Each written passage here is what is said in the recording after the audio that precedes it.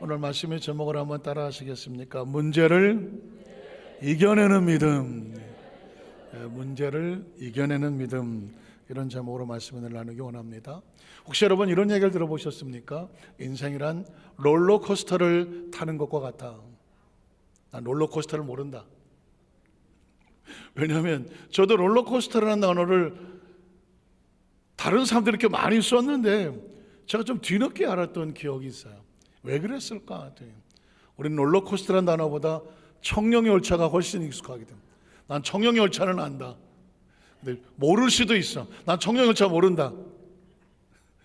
뭐 요즘 MZ세대 이러면 청룡의 열차 모를 것 같아요. 그러니까 대한민국에 처음 롤러코스터가 들어올 때 청룡의 열차라고 들어왔어요. 나중에 독수리 열차 뭐 이렇게 돼서 요즘은 다 롤러코스터라 그러면 다 아는 것 같지만 롤러코스터가 뭘까요?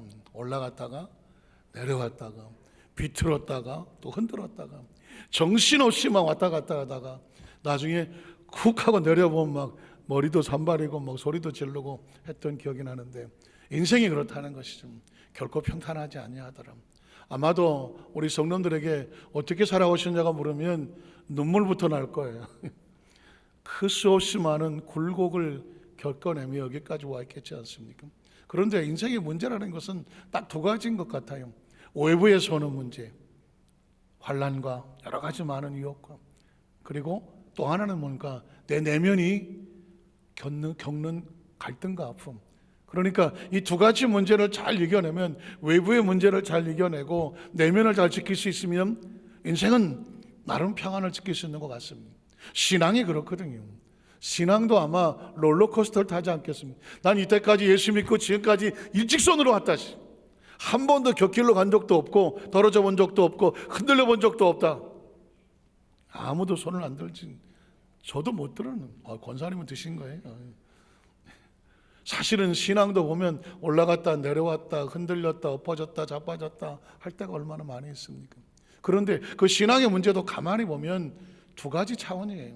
외부에서 나를 힘들게 하는 문제를 어떻게 버텨내느냐, 또 하나는 뭐냐면 내 내면 속에 있는 갈등과 아픔과 상처, 이걸 또 어떻게 견뎌내고 소화시킬 수 있느냐. 이 두 가지만 잘 이겨내면 신앙은 무장이 되는 것 같습니다.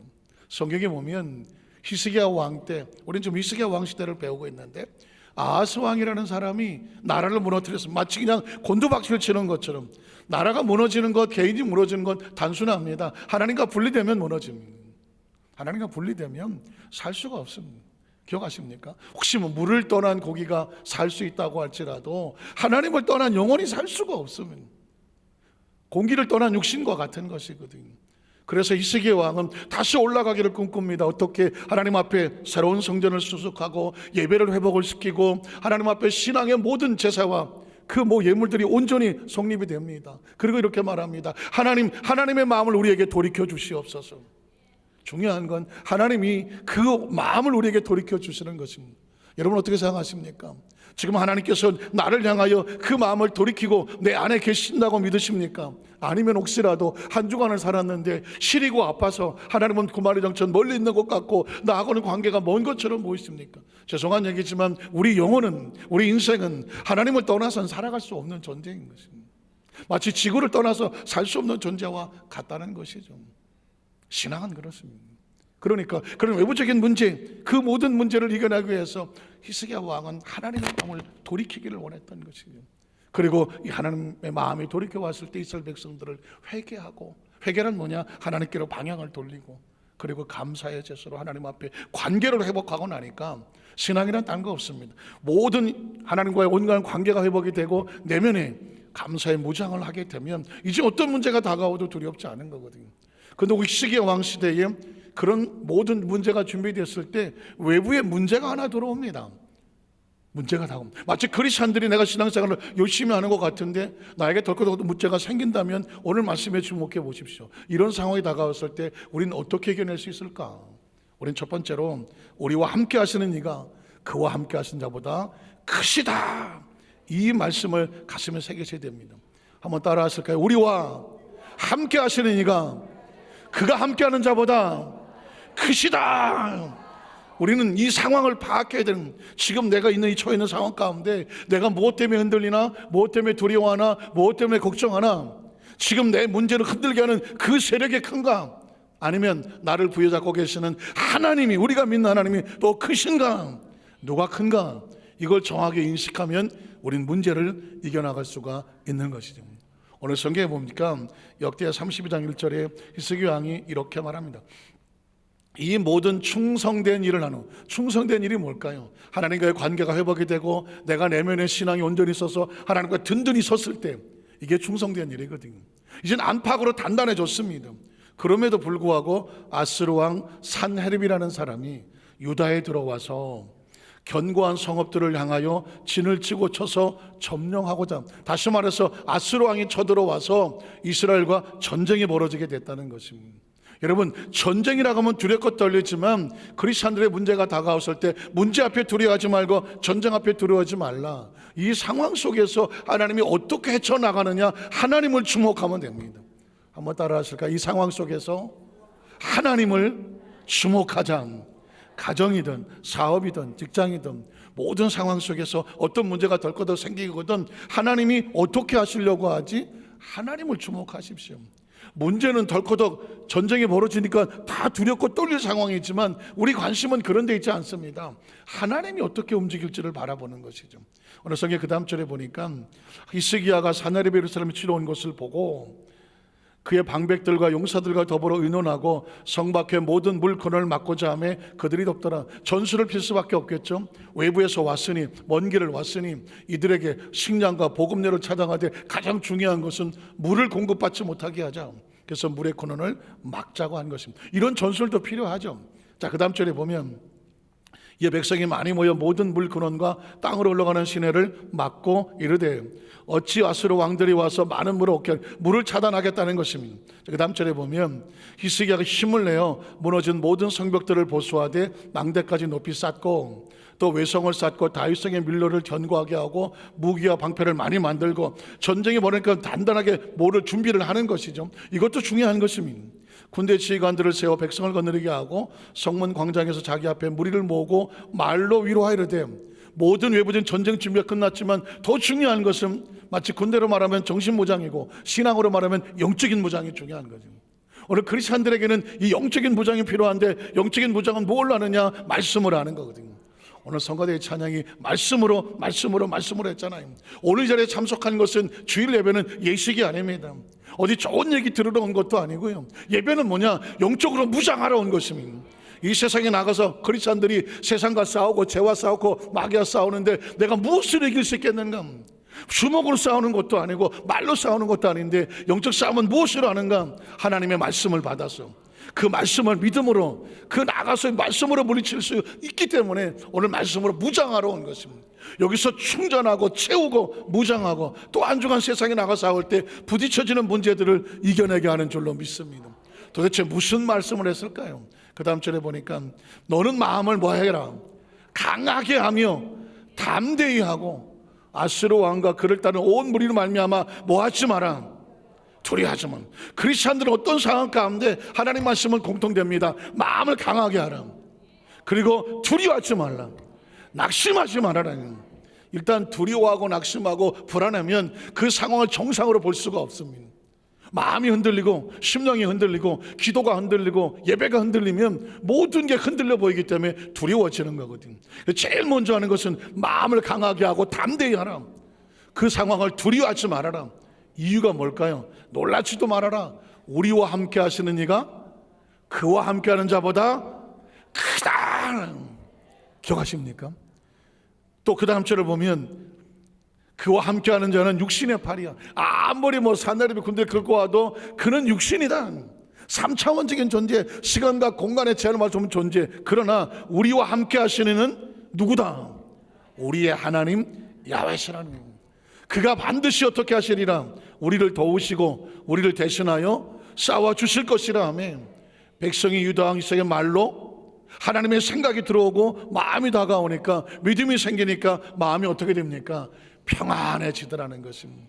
사실은요, 성경을 한마디로 말하면 이 세상을 살아가는 크리스찬들에게 너희는 어디를 갔다 나와도 두려워하지 말아라. 담대해라. 안심해라. 내가 너희의 배후에 있다는 것입니다. 이게 하나님의 성경의 강력한 메시지예요. 저는 이 말씀을 들을 때마다 혹시 여러분 아마 아시는 이야기일 수 있습니다.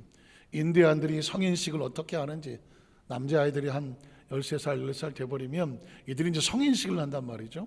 가면 아프리카 부족도 성인식을 합니다. 높은 나무에 떨어뜨리는 것도 봤고, 뭐 맹수들 틈에 갖다 놓는 것도 봤는데, 인디안들은 그 성인을 하는 13살, 14살짜리 남자아이들을 데리고 산으로 데리고 간다는 거예요. 사나운 짐승들이 울거리는 산 속에, 그리고 나무에다 다 묶어버립니다. 묶어놓고 혼자 다 이렇게 하는 것입니다. 그리고 그 부족에 있는 남자들이 그 부모들까지도 다 내려와 버립니다. 얼마나 두렵겠습니까? 얼마나 놀랐겠습니까? 그 나무에 부딪혀 있고 캄캄한 마음속에 어떻게 할 수도 없는데 여기저기서 아우 뭐 같아요? 우리 다 같이 한번 아우 무슨 소리인 것 같아요? 늑대 소리입니다. 남자들은 어색할지 모르지만 전 세계 여자들은 35세를 넘어가며 중년이 지나가면 그 전까지는 조신하고 아가씨로 살았지만 40대 50대를 넘어가면서 다들 여기에 늑대가 한 마리 있습니다. 어느 날 갑자기 그렇게 자꾸 뭐 조신하고 네 하던 부인이 남편을 향하여 늑대 소리를 낼 때가 옵니다. 그건 중년의 위기라고. 그때 너무 놀라시면 안 됩니다. 너무 놀라지 마세요. 그래서 상담하게 보면 40대 50대를 넘어가는 모든 중년의 여성은 가슴에 늑대가 있다. 참을 뿐이다. 그리고 어느 날 남편이 뭐라고 할 때 뭐라고 잔소리하면 아우 소리를 지르는 시간이 온다. 그때 대한민국 남자들아 놀라지 말아라. 드디어 시작이 됐다고 생각하면 그때부터는 꼬리를 내리고 부인이 말하는 것에 가급적 덤벼들지 말아라. 만수무강의 지장이 있다는 거예요. 그래서 제가 이제 연합생에서 상담학을 배울 때 그때 꼈죠. 미들라이프 크라이시스에서 중년의 위기 이야기나 심리학이 나오거든요. 중년의 위기가 나오면 남자도 흔들리고 여자도 흔들리는데 진짜 중요한 건 여성들이 그때 소리를 지른다는 거예요. 갑자기 소리 지르면 보통 남자들이 그날 충격을 먹는답니다. 아, 이 뱃나가 왜 이러지? 그날 밤에 잠을 못 잔답니다. 왜 이럴까? 너무 놀라지 마세요. 자연스러운 현상이고 여성의 목소리는 점점 커지고 남자들은 그때부터 기가 죽기 시작을 하는데 어쨌든 그때 잘 살아남으시기를 만수무강하시기를 간절히 빕니다. 그래서 나이가 먹으면 대한민국 남자들은 다 부인들의 말에 이렇게 공손하게 따르는 이유는 눈치가 빠르기 때문에. 제가 이 늑대소리를 어떻게 내냐면 그때 깨달은 거거든요. 모든 중년 여성들은 가슴속에 아우를 한다고. 근데 그런 늑대는 아니지만 인디안 성인식에 가면 늑대도 있고 뭐 사나운 짐승들이 잔뜩 있는데 거기다 묶어놨으니 밤새 13살 14살이 뭘 알겠습니까? 두려워 떠는 밤새도록 두려운 거 공포 속에서 새벽이 오기만을 기다립니다. 아침에 해가 뜨고 나면 이제 마을 어른들이 막 올라옵니다. 그리고 얼마나 힘들었니 아이들을 격려하게 합니다. 엄마 아버지 이렇게 하겠죠.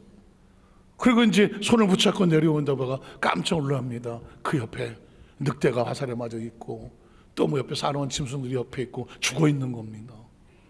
그래서 이게 어떻게 된 거냐고 물을 때 그때 비해서 마을의 촌장은 이렇게 말합니다. 이제 너희는 이 부족의 당당한 전사들이다. 너희들은 어른이다. 그러나 한 가지 기억해라. 언제 어디서 있다고 할지라도 홀로 있다고 해도 두려워하지 말아라. 이 마을 전체가 너의 배후에 있다는 거예요. 마을 전체가 너의 배후에 있어서 너를 도와주고 지켜주고 있을 거니까 홀로 있다고 해도 절대 두려워하지 말라. 인간의 우리 부족의 전사들은 절대 두려워하지 않는다. 용감하게 나가라. 이게 성인식을 치르는 목적이라는 것입니다. 제가 그 이야기를 가만히 들으면서 생각하기는 어쩌면 하나님은 저와 여러분들에게 예수를 믿고 하나님의 자녀가 되면 성경에 외치고 있는 이야기가 그겁니다. 너희는 결코 혼자가 아니다. 홀로 내버려 둘 수도 없다. 기억하십니까? 너 이름을 내가 손바닥에 새겼으며 네가 물 가운데 지날 때도 물이 침범하지 못하게 하고 불 가운데 저 불이 사르지 못하게 대저 나 야훼가 내가 너를 지었고 내가 너를 만들었으니 너는 내 것이라고 말하지 않습니까? 이게 성경의 메시지거든요. 그를 사랑하셔서 아들을 내어주셔서 십자가 올라가 몸짓고 피를 죽게까지 하면서 그 생명과 맞바꾼 게 너다 하는 거예요. 그러니까 하나님께서 성경 속에서 우리에게 외치는 건 뭐냐면 이 세상에 사는 하나님의 백성들은 기죽지 말아라. 어디 가서 떨지 말아라. 어디 가서 그냥 쭈삣쭈삣 하지 말아라. 이럴 때 꼭 침을 튀어간 거야. 그래서 우리 여기서 뭐 앉아있겠어 어딜 가더라도 당당하셔야 돼요. 자신이 있어야 돼. 이유는 뭐냐? 우리는 결코 홀로 내버려 두지 아니하시는 하나님이 계시고 그 하나님은 어떤 문제보다 크시다라고 말합니다. 두 번째로 보면 우리를 무너뜨리려고 하는 원수의 망언들이 있는데 그것들을 견뎌낼 수 있는 믿음이 필요합니다. 어떤 부정적인 어떤 하나님과 관계를 이간질시키고 달콤하게 유혹하게 우리 마음을 무너뜨리려고 하는 그 세력에 대해서 우리가 철저하게 분간하고 그걸 막아낼 수 있어야 됩니다. 9절 이하를 보면 잘 들어보십시오.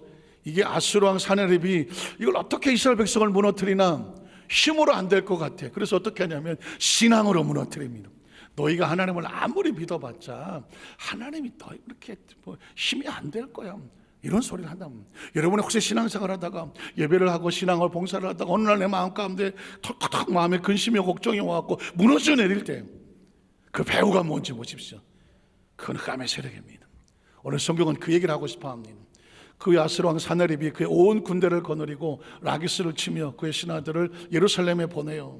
유다 왕 히스기야와 예루살렘에 있는 유다 무리에게 말하여 이르기를, 잘 들어보십시오. 이거는 성경에 있지만 사탄의 소리거든요.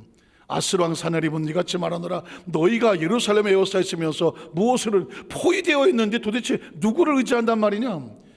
히스기야가 너희를 꾀어서 이르기를 우리 하나님 야훼께서 우리를 아수르 왕의 손에서 건져내시리라 하거니와 이 어찌 너희를 주림과 목마르며 죽게 하나님이 건져내기를 어리석게 기다리느냐? 기다리다가 굶어 죽을 거다. 이렇게 말하는 두려움을 주는 겁니다. 또 그 다음 절을 보면 히스기야 야훼 산당들과 제단들을 제거하여 버리고 우상의 신들을 다 제거해 버리고 유다와 예루살렘 명령하여 이르기를 너희는 다만 한 제단 하나님 앞에서만 예배하고 하나님의 운양하라 하지 않았느냐? 자, 그러면 나와 내 아수르 왕이 자신의 조상들이 이방의 모든 백성들에게 한 것을 너희가 알지 못하느냐? 모든 나라의 신들이 능히 그들의 땅을 내서 건져 그들의 조상들이 가는 데마다 승리했다는 것입니다. 그랬으니 너희가 하나님을 의지해도 우리 조상들이 다른 나라 망하게 한 것처럼 너희도 망하게 할 거다. 역시 두려움을 줍니다. 그 다음 절에 보면 내 조상들이 진멸한 모든 나라의 그 모든 신들 중에 누가 능히 그 백성을 내 손에 건져내었기에 너희 하나님이 능히 너희를 내 손에 건지겠느냐? 너희가 믿는 하나님이라도 웃기는 소리 하지 마라. 못 이긴다. 우리는 하나님도 이길 수 있다. 이런 소리 하는 겁니다. 듣다가 보면 좀 화가 나실 텐데 조금 참고 계속 들어보십시오. 그 다음 절에 보면 그런지 이같이 너희는 히스기야에게 속지 말라. 꾀임을 받지 말라. 그를 믿지도 말라. 어떤 백성이나 어떤 나라 신도 능히 자기 백성을 나의 손과 나의 조상에서 건져내지 못하였나니 하물며 너희 하나님이 너희를 내 손에서 건져내겠느냐? 화가 나지 않습니까? 저거 읽다가 나 화가 났어요. 이 사람이 지금 제정신이 아니야. 하나님을 갖다 모욕해도 뭐 보통 모욕하는 것이 하나님의 이런 소리와 같아. 하나님이 어디 있냐? 보여줘봐지. 보이지 않는 믿느니 내 주먹을 믿겠다. 이런 소리와 같은 거죠. 너희가 믿는 하나님, 보이지 않는 하나님을 못다고 믿느냐? 그 하나님이 우리를 건져낼 것 같으냐? 우리 손에서 어림도 없는 소리 하지 마라. 계속 하나님을 비방하기 시작을 합니다. 그 다음 절에 보면 사납의 신하들도 더욱 야훼 하나님과 그의 종 히스기야를 비방하였으며 사나립이 또 편지를 보내어 이스라엘 하나님 야훼를 욕하고 욕을 합니다. 비방하여 이르기를 모든 나라의 신들이 그들의 백성을 내 손에서 구원하지 못한 것 같이 히스기야의 신들도 그의 백성을 내 손에 구원해내지 못하리라 하고 사나립의 신하가 유다 방언을 크게 소리질러 예루살렘 성에 있는 백성들을 놀라게 하려고 괴롭게 하여 그 성을 점령하려 하였는데 그들이 예루살렘의 하나님을 비방하기를 마치 사람의 손으로 지은 세상 사람들 우상들을 비방하듯이 겁없이 하나님을 모욕하였다는 것입니다. 여러분 어떠십니까? 우리 마음속에 이야기를 들으면서 화가 나야 되지 않겠습니까? 저는 여기쯤 읽다가 어쩌구리 이 사람 어떻게 될 것 같아요? 이 사람 어떻게 될 것 같아요? 이거는 안 봐도 비디오야. 요즘도 그런 말씀 안 봐도 이 사람은 가만 내비둬도 이건 개죽음을 당합니다. 왜냐하면 하나님을 모욕하고 비방하고 욕하고 대적하여 살아남은 백성이 없어요. 그래서 이 사람은 지금 그 길을 가고 있으며 성경의 이야기를 기록한 이유는 뭐냐면 하나님을 비방하는 백성이 어떻게 되는지를 보여주려고 하는 것입니다. 여기서 우리는 제가 하나 두 가지 교훈을 얻습니다. 하나는 뭐냐면 하나님을 대적하고 하나님을 대적하며 살아남은 백성이 없으며, 또 하나는 뭐냐, 우리가 사내립과 같은 역할을 맡으면 안 되겠구나. 신앙생활을 하다가 보면은요, 알게 모르게 우리는 각자 역할이라는 것을 하게 됩니다. 저도 가만히 이제 어려서부터 신앙생활을 했고 지금도 한 35년 이상 목회를 하고 있는데, 그러다 보니까 엄청난 많은 일을 겪었잖아요. 성도는 두 가지예요. 크리스찬들은 내가 악역을 맡느냐 아니면 생명을 살리는 역할을 맡느냐. 그럼 뭘 맡아야 되겠어요? 저는 간절히 여두수 만삭교회 성도들에게 지금 나에게 벌어진 어떤 일인지 내가 이해하지는 못했다고 해도 한 가지만 확실하다. 나를 만나는 사람은 내가 살린다. 나를 만나는 사람은 나로 인하여 생명이 살게 하여 주시옵소서. 그렇게 살아야 돼요. 때로 내가 모욕을 당할 수도 있고, 내가 비방을 당할 수도 있고, 내가 억울한 일을 당할 수 있어요.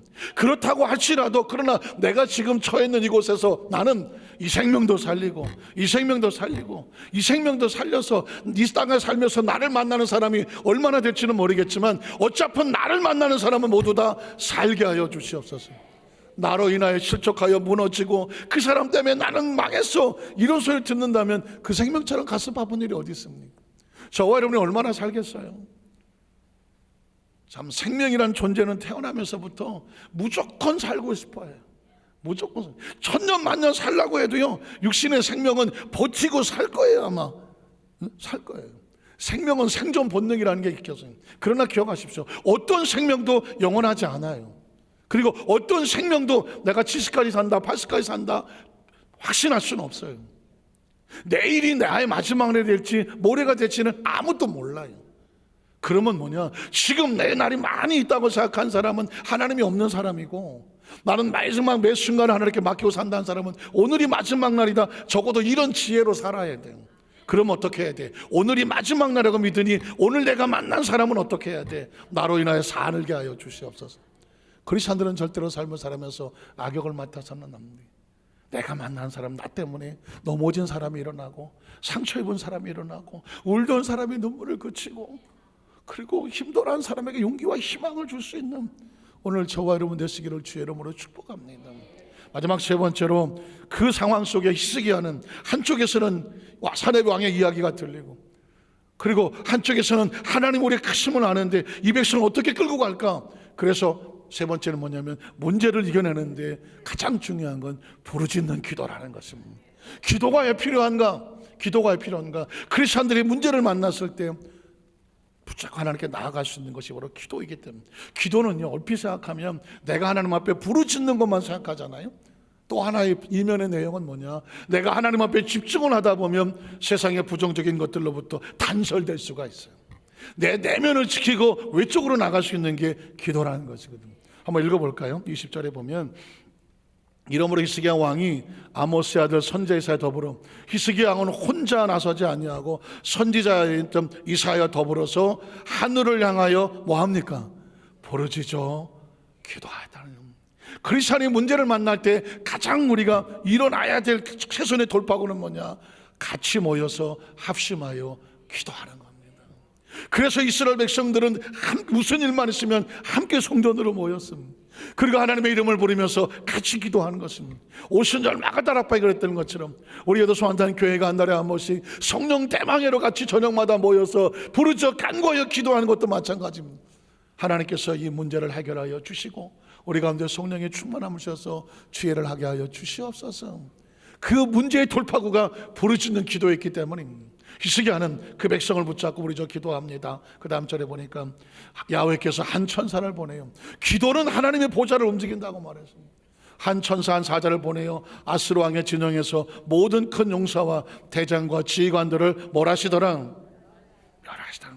기도는 하나님 역사가 나타나게 하는 축복의 통로와 같아요.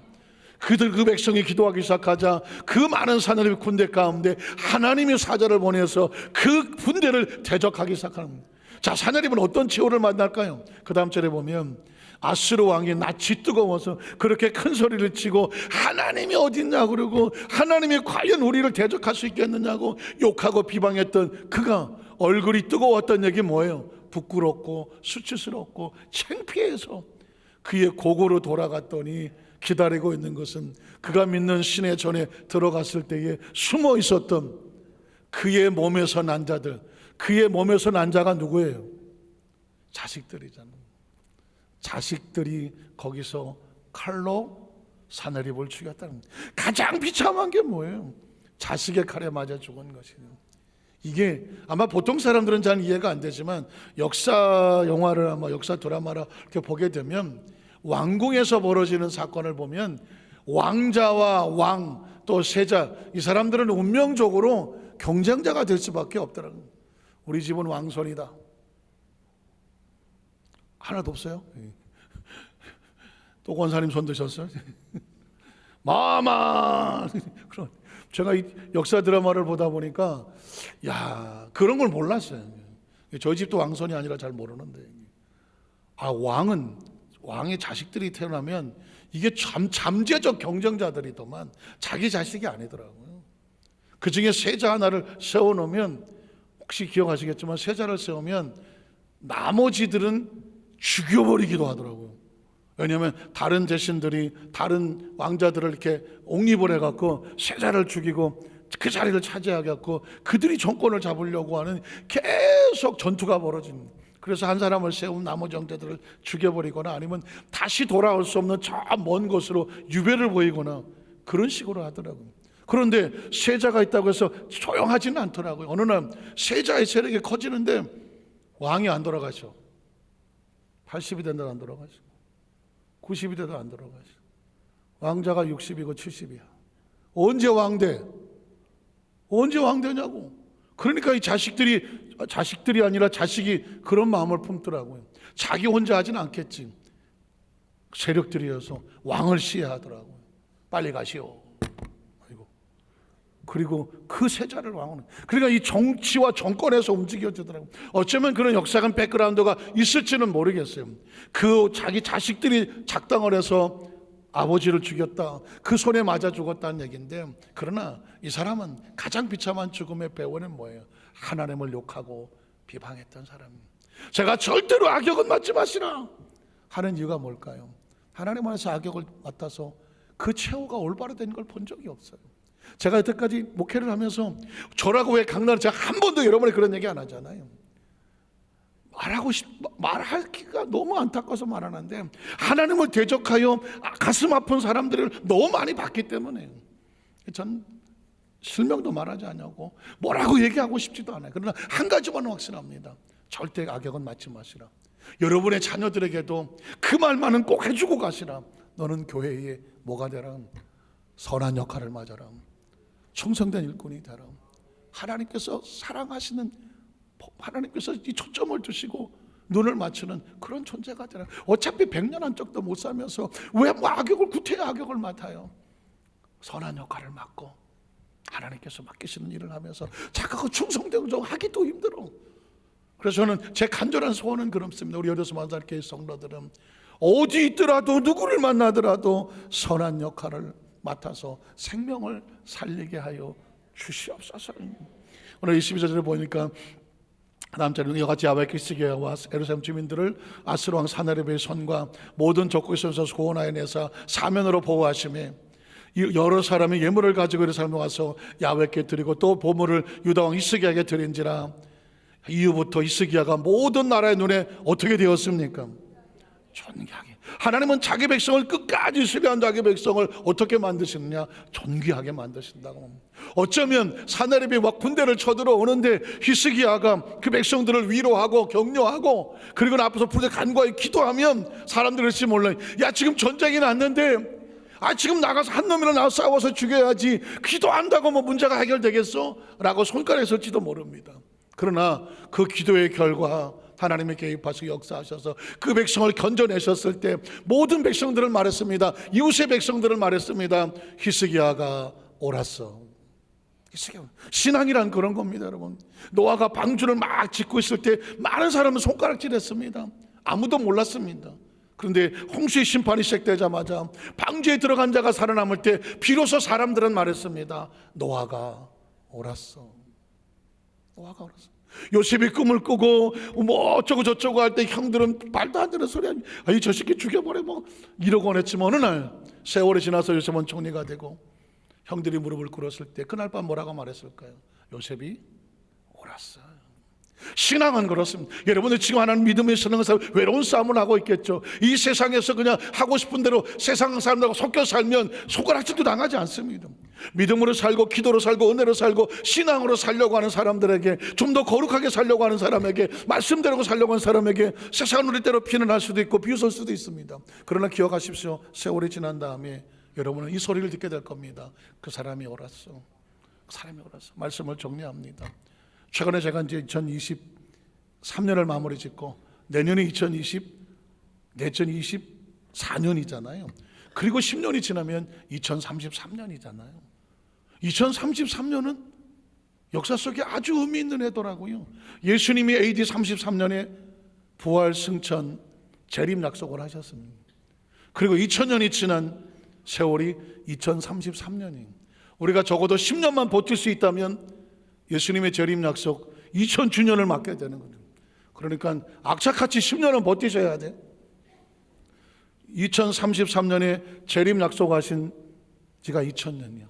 하나님께서 제 마음속에 너는 중매쟁이가 되라. 우리 성도들은, 크리스찬들은 예수 그리스도의 신부야. 신랑이 왔을 때 신부를 연결시켜서 단장을 시키는 게 누굴까? 그게 목회자더라고. 너는 앞으로 10년 동안 우리 성도들을 신부 단장하는 아름답게 혼인잔치를 준비하고 슬기로운 신부가 되게 해라. 이때까지 목회를 하면서도 저는 제가 중매쟁인지는 몰랐어. 설교하는 메신저 가르치면서 성도들에게 하나님 말씀을 증거하는 자라고 생각했지만, 내가 신부 단장을 시키는 메이크업하는 강사구나, 중매쟁이구나, 웨딩 플래너구나. 적어도 여기도 수안산교회 우리 교회에 오셔서 예배드리는 모든 성도들은 가장 아름답게 단장을 해서 혼인잔치 안에 들어가게 하는 성도가 되게 해야 되겠구나. 혼인잔치라고 해서 다 똑같은 혼인잔치가 아닙니다. 어떤 사람은 신랑과 함께 들어가는 신부가 있지만, 어떤 신부는 문 밖에서 닫힌 문을 붙잡고 아무리 두들겨도 열리지 않는 문 밖에서 울고 있는 창밖의 여자가 있다는 거예요. 제가 너무 어려운 얘기를 하는 거예요. 혼인잔치 바깥에서 울고 있으면 평생 신앙생활은 무슨 의미가 있어요? 저와 여러분의 신앙생활의 마지막은 혼인잔치예요. 이 땅에서 어쩌고 저쩌고 지지고 볶고 다 해도 마지막 결론은 어디서 나느냐? 혼인잔치에서 나는. 창 밖에서 우느냐, 창 안에서 웃느냐? 아닙니까? 신랑이 왔을 때 함께 붙잡고 혼인잔치에 들어가느냐, 아니면 신랑이 왔는데 딴짓하다 어디 가서 했는지 보지도 못하느냐? 저와는 다른. 제가 앞으로 여러분에게 수도 없이 이 부분을 선언을 할 겁니다. 그리고 선언할 겁니다. 못지 박히게 할 겁니다. 마태복음 25장 13절에 있는 말씀은 여러분의 귀에 못이 박히도록 들을 겁니다. 한번 따라하세요. 그런즉 깨어있으라. 그날과 그 시는 아무도 모르느니라. 이게 예수님이 열처녀의 비무의 강력한 메시지입니다. 주님이 오실 날도 우리가 모르고 우리가 주님 앞에 갈 날도 몰라.